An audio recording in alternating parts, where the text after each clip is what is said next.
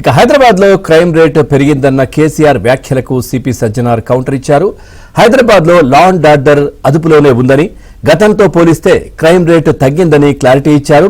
ఒక్క సెన్సేషనల్ కేసుతో crime rate పెరిగినట్లు కాదన్నారు.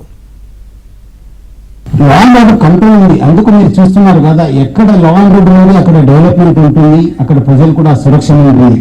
ఇది మీరు చూస్తుంటే మనం క్రైమ్ కూడా తగ్గిపోయింది, మనం విజిబిలిటీ పెరిగింది. ఇప్పుడు అంతకుముందు లేనంత విజిబిలిటీ పెరిగింది. మన ఆఫీసర్స్ కూడా గ్రౌండ్ లో ఉంటున్నారు, మనం డ్రోన్ వాడుతున్నాం, టెక్నాలజీ వాడుతున్నాం.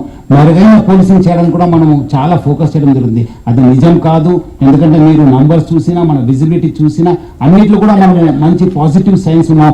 అది నిజం కాదు. Definitely we're all committed to give a better policing and also ensure the safety and security of the public. KCR మీరు డైరెక్ట్ గా చెప్పదలుచుకున్నారు అంటే ఏం జరిగింది, ఎలా ఉంది, ఏంటి వివరిస్తారు పూర్తి స్థాయిలో?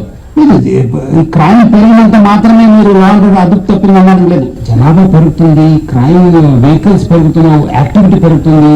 నేను అన్నాను కదా, అంతమంది సామాజిక రిలేషన్స్ తగ్గిపోయినావు, దానివల్ల కూడా మర్డర్స్ పెరుగుతున్నావు.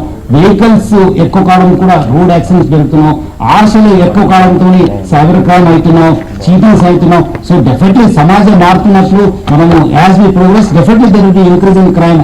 మనం ఏదో కొన్ని సంఖ్యలు పెరిగినంత మాత్రమే లా అండ్ ఆర్డర్ అదుపు తప్పింది అనట్లేదు. ఒక సింగిల్ కేసెస్ తీసుకుని మనం అదుపు చెప్పడం లేదని చెప్పడానికి అది కరెక్ట్ కాదు. Definitely we're under control and we Telangana police ఎవరున్నా ఎవరు లేకపోయినా వీఆర్ వర్కింగ్ విత్